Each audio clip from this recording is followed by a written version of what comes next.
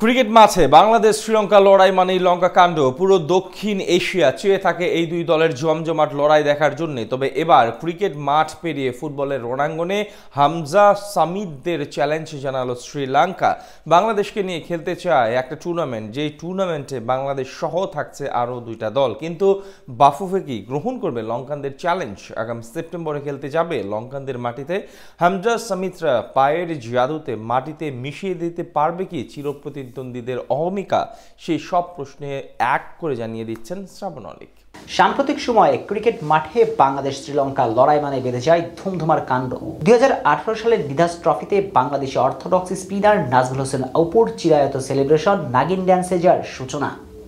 এরপর লঙ্কানরা বাজিয়েছিল বিন, তার জবাব দিয়েছিলেন মুশফিকুর রহিম। সেই শুরু। এরপর থেকে এই দুই দল যতবার লড়াইয়ের ময়দানে নেমেছে, সমর্থক থেকে খেলোয়াড় সবার মাঝে কাজ করেছে তুমুল উত্তেজনা। সর্বশেষ ওয়ানডে বিশ্বকাপে টাইম আউট কাণ্ড দিয়েছিল বাড়তি উত্তাপ। তাই পুরো দক্ষিণ এশিয়া এই দুই চিরপ্রতিদ্বন্দ্বী লড়াই দেখার জন্য উন্মুখ হয়ে থাকে। আর ক্রিকেট মাঠে লঙ্কা বাংলার এই জাহাজ এবার গড়াতে চলেছে ফুটবলের মাঠে। তবে কি এবার ফুটবলে লঙ্কানদের ধরাশায়ী করার পালা? কেননা বাংলাদেশ জাতীয় ফুটবল দলকে চ্যালেঞ্জ জানিয়ে রাখলো শ্রীলঙ্কা। হামজা সামিদদের বিপক্ষে লড়তে চায় তারা। মূলত বাংলাদেশের এশিয়ান কাপ বাছাই পর্বের পরবর্তী ম্যাচ আগামী অক্টোবরে হংকং এর বিপক্ষে। মাঝে সেপ্টেম্বরের ইন্টারন্যাশনাল উইন্ডোতে কোনো ম্যাচ খেলার সুযোগ পাচ্ছে না বাংলাদেশ জাতীয় ফুটবল দল। আর এই ফাঁকা সময়টাতে কাজে লাগাতে চায় বাফুফে। সেপ্টেম্বরের উইন্ডোতে ইউরোপের দলগুলোর বিপক্ষে খেলতে চায় টাইগাররা।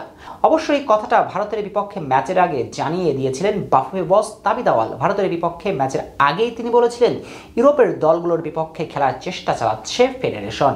আর বাফুফে বস তার কথা মতো ইউরোপের দলগুলোকে দিতে চলেছে প্রস্তাব। যতটুকু জানা যায় বাংলাদেশের বিপক্ষে খেলতে সায় দিয়েছে মাল্টা।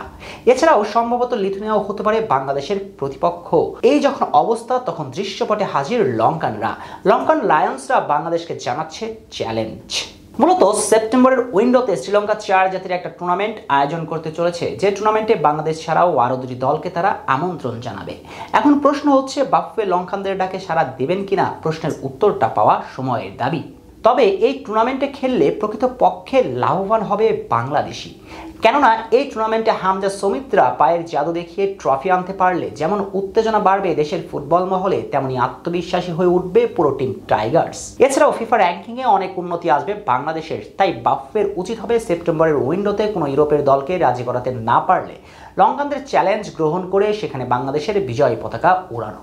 তবে বলটা এখন বাফুফের কোর্টে। বলে রাখা ভালো, আগামী অক্টোবরে হংকং এর বিপক্ষে এশিয়ান কাপ বাছাই পর্বের ম্যাচ খেলবে বাংলাদেশ, যেটা অনুষ্ঠিত হবে 10 অক্টোবর দেশের মাটিতে।